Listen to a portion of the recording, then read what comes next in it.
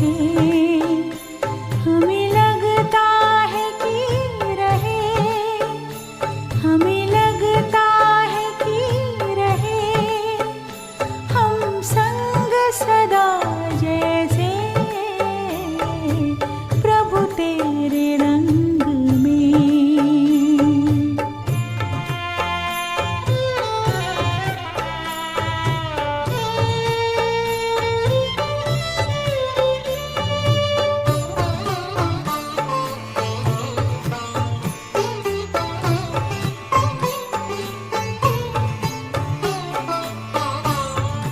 नहीं पहचान तेरी थी जरा भगवान हमें, फिर भी अभिमान तो था ज्ञान का बड़ा ही हमें, प्यार में ऐसे बांधा बना के अपना हमें।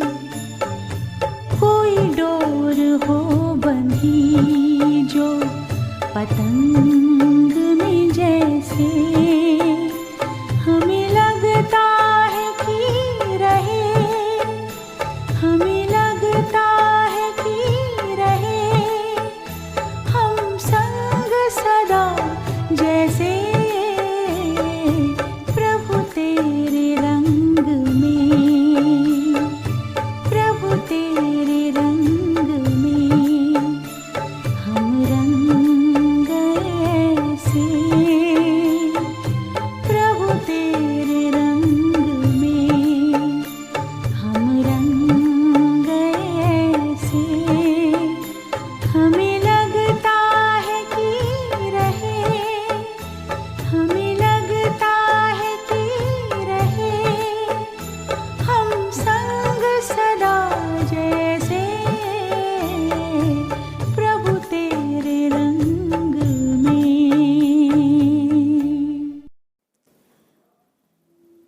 ओम शांति। 4/11/2022 बाबा के महावाक्य हैं। मीठे बच्चे, बाप का फरमान है, स्वदर्शन चक्र फिराते अपना बुद्धियोग एक बाप से लगाओ, इससे विकर्म विनाश होंगे, सिर से पापों का बोझा उतर जाएगा। प्रश्न, इस पुरुषोत्तम संगम युग की विशेषताएं कौन कौन सी हैं? उत्तर, ये संगम युग ही कल्याणकारी युग है। इसमें ही आत्मा और परमात्मा का सच्चा मेला लगता है, जिसे कुंभ का मेला कहते हैं। इस समय ही तुम सच्चे सच्चे ब्राह्मण बनते हो। इस संगम पर तुम दुख धाम से सुख धाम में जाते हो, दुखों से छूटते हो। इस समय तुम्हें ज्ञान सागर बाप द्वारा सृष्टि के आदि मध्य अंत का पूरा ज्ञान मिलता है। नई दुनिया के लिए नया ज्ञान बाप देते हैं। तुम सांवरे से गोरा बनते हो। गीत, इस पाप की दुनिया से कहीं ले चलो दूर। ओम शांति। मीठे मीठे बच्चों ने गीत सुना और बच्चों की बुद्धि में ये बैठा हुआ है कि बरोबर कलयुग पाप की दुनिया है। इस समय सब पाप ही करते रहते हैं। बाप आकर तुम बच्चों को कल्प कल्प गति सदगति देते हैं। जब पतित दुनिया को पावन बनाना होता है, तब पतित पावन बाप आते हैं, आकर बच्चों को आप समान बनाते हैं। बाप में कौन सा ज्ञान है? सारे सृष्टि चक्र का ज्ञान है। तुम बच्चे भी इस सृष्टि चक्र को जानते हो। ये सारा चक्र कैसे फिरता है, ये ज्ञान बाप में है, इसलिए उनको ज्ञान का सागर कहा जाता। वही पतित पावन है। इस चक्र को समझने से, स्वदर्शन चक्रधारी बनने से तुम फिर स्वर्ग के चक्रवर्ती राजा रानी बनते हो। तो बुद्धि में सारा दिन ये चक्र फिरना चाहिए, तो तुम्हारे विकर्म विनाश हो जाएंगे। फिर सतयुग में तो तुम ये चक्र नहीं फिराएंगे। वहां स्व अर्थात आत्मा को सृष्टि चक्र का ज्ञान नहीं होता। न सतयुग में न कलयुग में ये ज्ञान सिर्फ संगम पर तुमको मिलता है। संगम की बहुत महिमा है। कुंभ का मेला करते हैं, वास्तव में ये है ज्ञान सागर और नदियों का मेला, अर्थात परम आत्मा और आत्माओं का मेला। वो कुंभ का मेला भक्ति मार्ग का है। ये आत्मा और परमात्मा का मेला इस सुहावने कल्याणकारी संगम युग पर ही होता है, जबकि तुम दुखों से छूट सुख में जाते हो।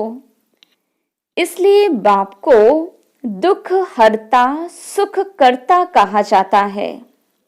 आधा कल्प सुख और आधा कल्प दुख चलता है। दिन और रात आधा आधा है।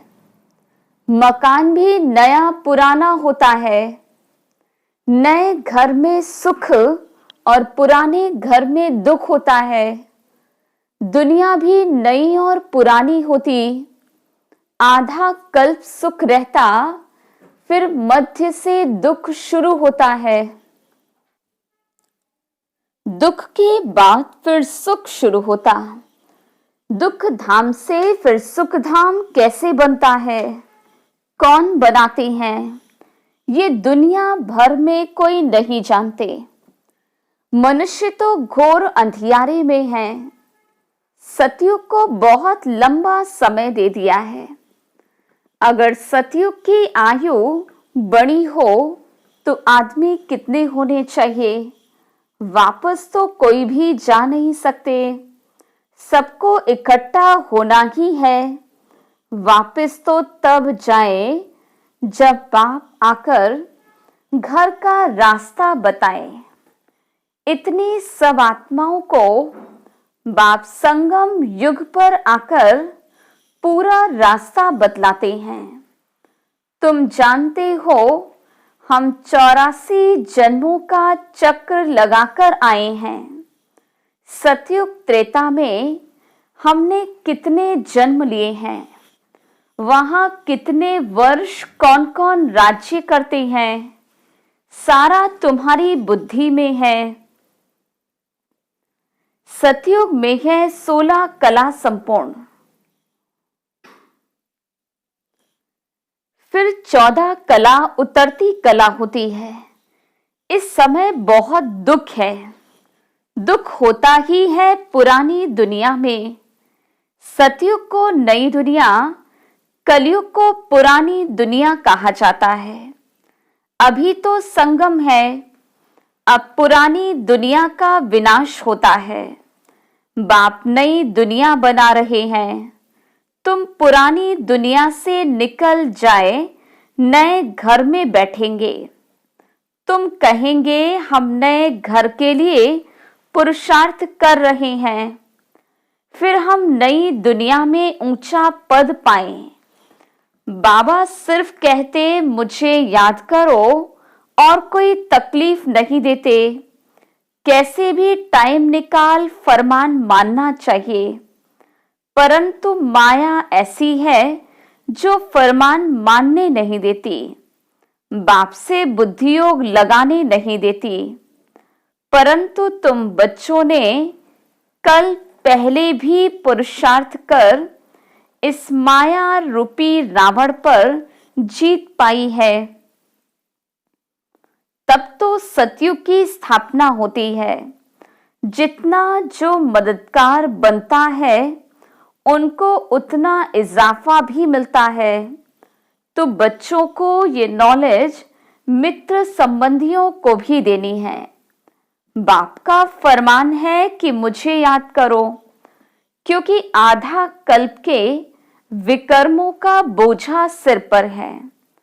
उनको भस्म करने का कोई और उपाय नहीं सिवाय याद के। भल गंगा जमुना को पतित पावनी कहती हैं, समझते हैं हम पावन हो जाएंगे, परंतु पानी से पाप कैसे कटेंगे। ये है पतित दुनिया। तब तो सब पुकारते हैं, हे पतित पावन आकर सतयुग की स्थापना करो। सो तो सिवाय बाप के कोई स्थापन कर न सके। तो ये है नई दुनिया के लिए नया ज्ञान। देने वाला एक ही परमात्मा है। श्री कृष्ण ने ज्ञान नहीं दिया। श्री कृष्ण को पतित पावन नहीं कहा जाता। पतित पावन तो एक ही परमपिता परमात्मा है जो पुनर्जन्म रहित है। तुम जानते हो श्री कृष्ण पुरी को ही विष्णुपुरी कहा जाता है।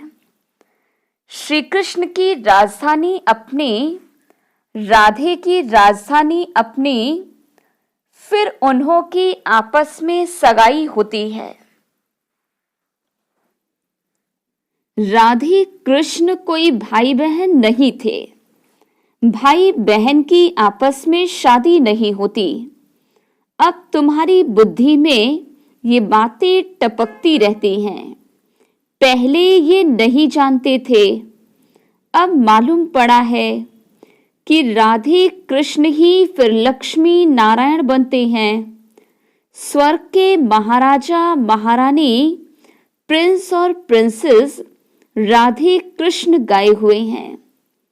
उन्हों के माँ बाप का इतना ऊंचा मर्तबा नहीं है। ये क्यों हुआ? क्योंकि उन्हों के माँ बाप कम पढ़े हुए हैं।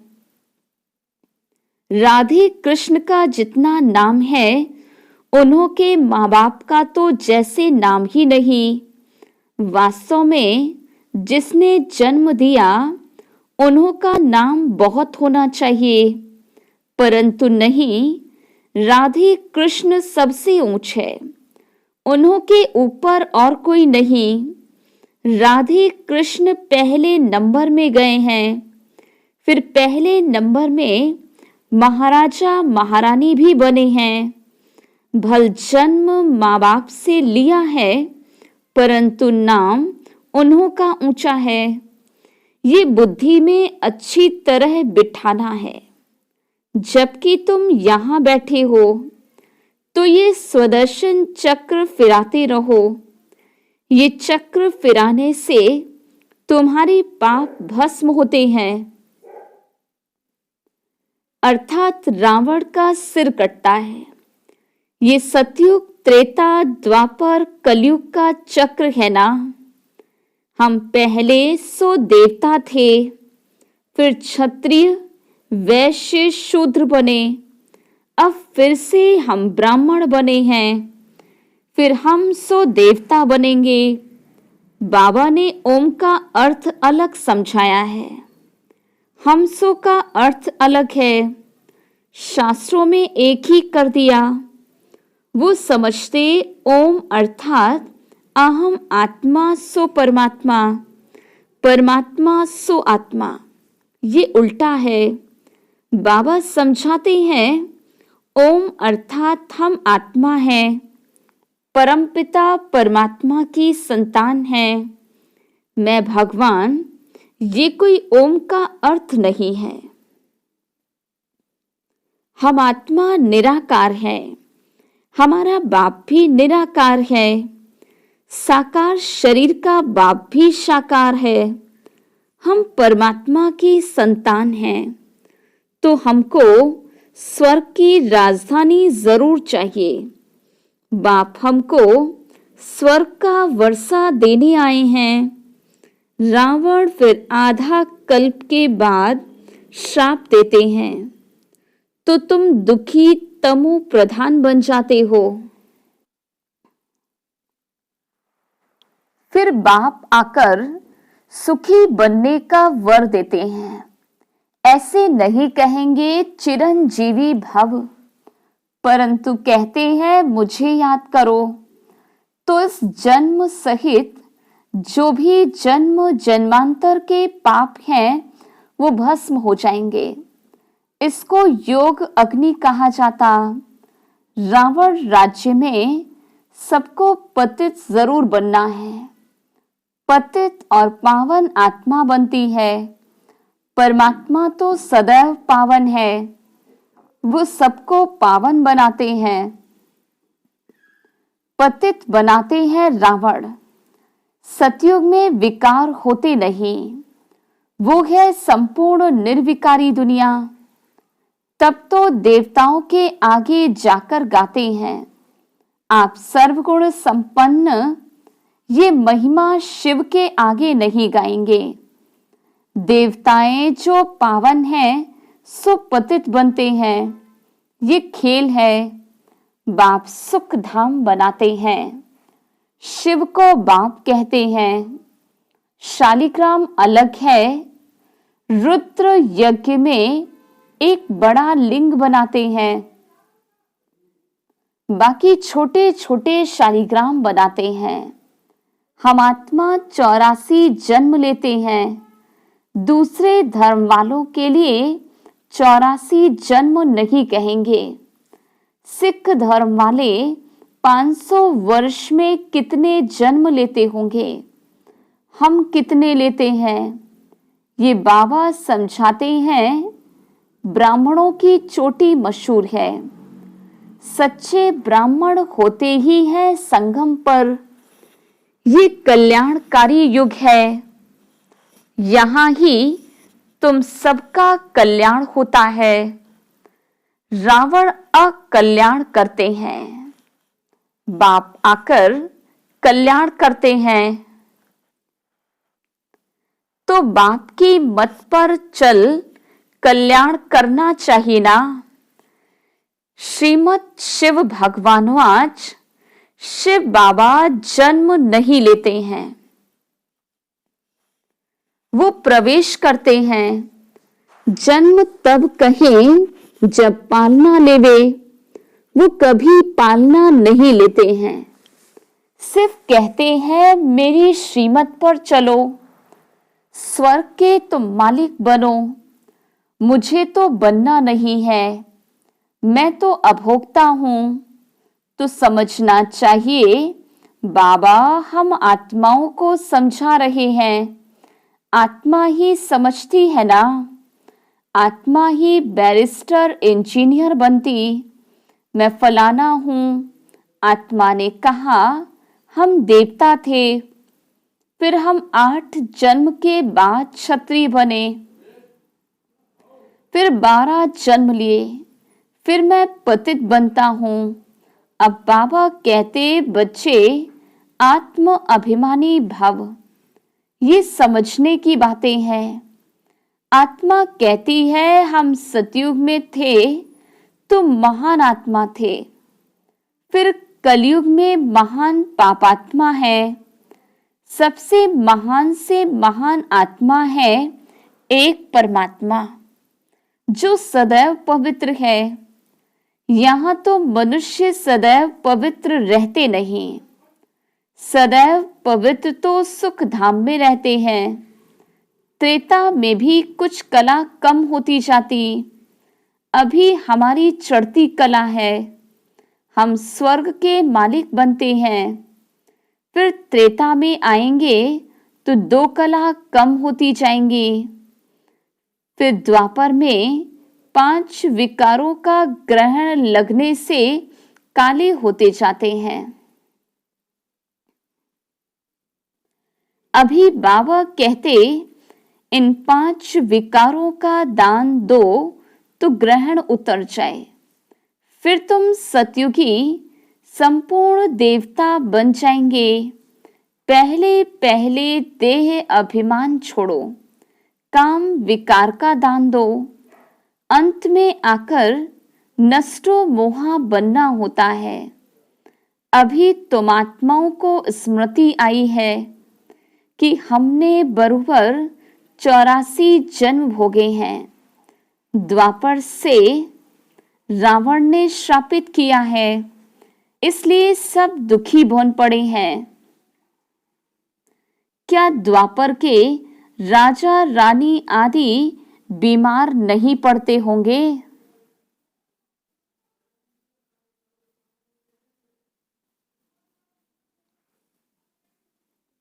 ये भी दुख हुआ ना। ये है ही दुख की दुनिया।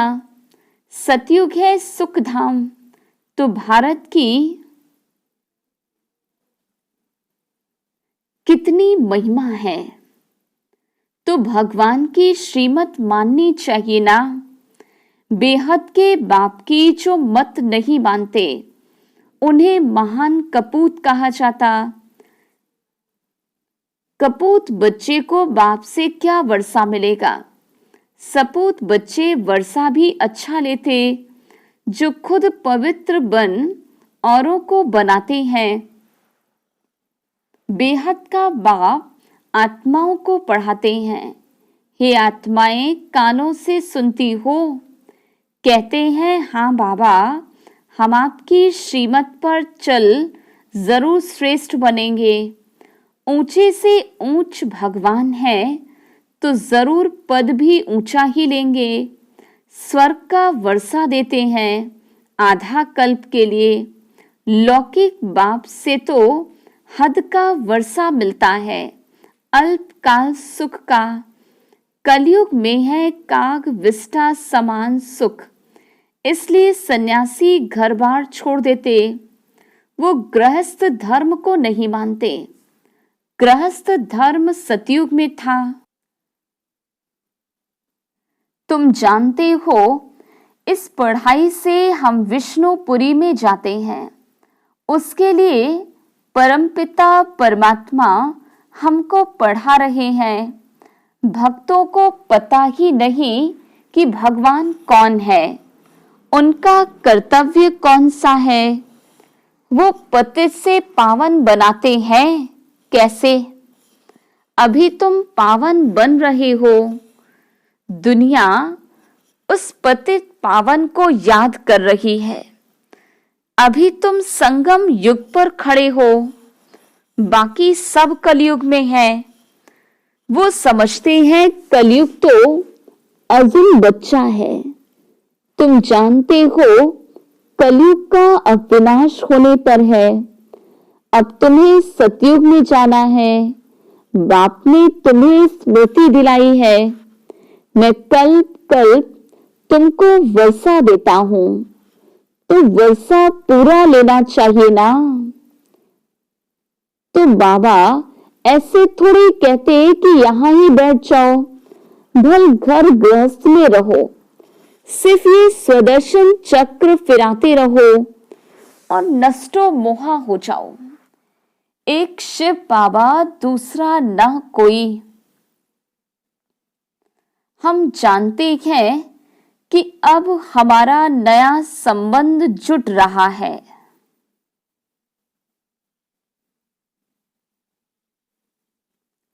तो पुराने से ममत्व नहीं रहना चाहिए। नई दुनिया, नई राजधानी से ममत्व रखना है। अब तो मौत बिल्कुल सिर पर सवार है। तैयारियां होती रहती हैं। सतयुग में अकाले मृत्यु नहीं होती। समय पर एक पुरानी खाल छोड़ नई ले लेते हैं।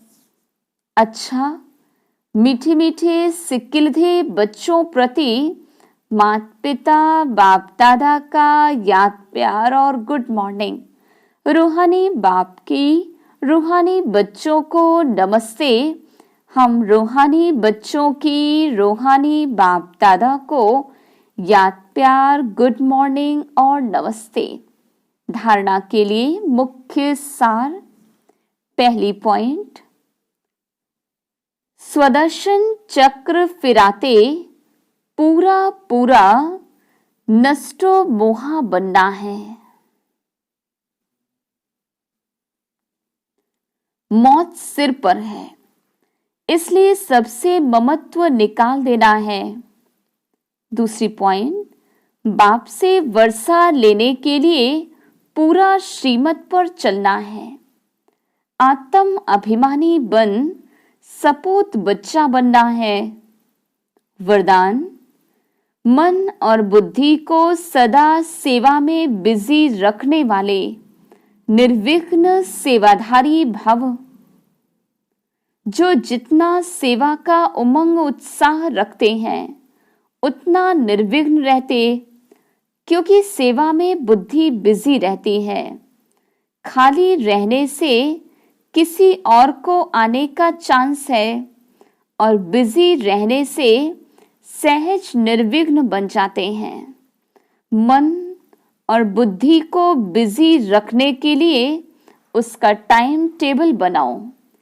सेवा का व स्वयं प्रति जो लक्ष्य रखते हो, उस लक्ष्य को प्रैक्टिकल में लाने के लिए बीच बीच में अटेंशन जरूर चाहिए। अटेंशन कभी टेंशन में बदली ना हो। जहां टेंशन होता है वहां मुश्किल हो जाता है। स्लोगन, सेवा से जो दुआएं मिलती हैं वही तंदुरुस्त रहने का साधन है। ओम।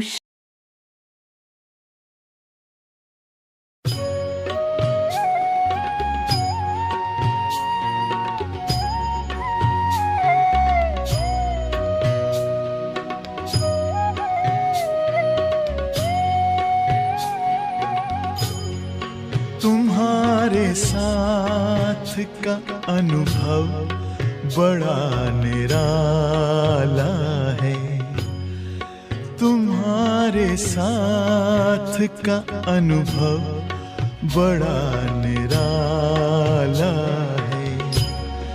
मिले न स्वर्ग में वो सुख लुटाने वाला है। तुम्हारे साथ का अनुभव बड़ा निराला है।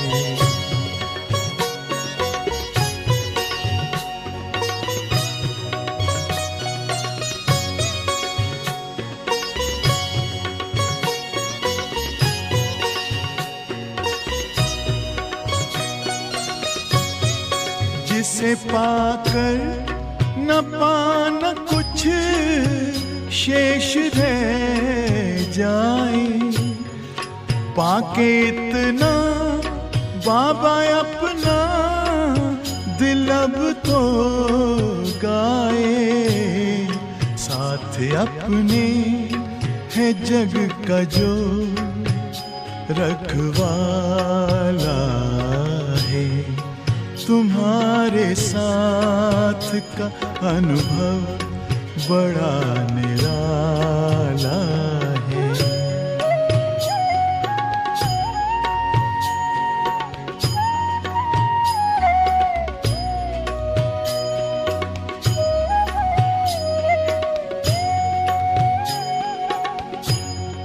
तेरी आँखों से पीते हम हैं अमृत प्याले। बड़ी जतन से छुपा कर नजर में हो पाले। तुम्हारे याद के मोती गले की माला है। तुम्हारे साथ का अनुभव बड़ा निराला है।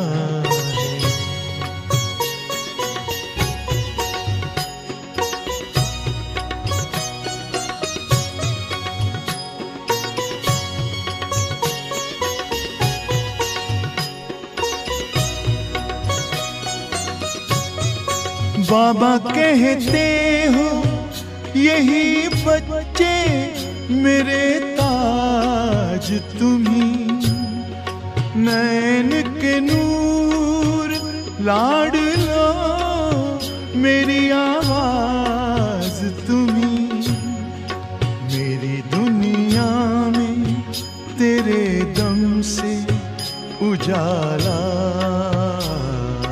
है, तुम्हारे साथ का अनुभव बड़ा निराला है।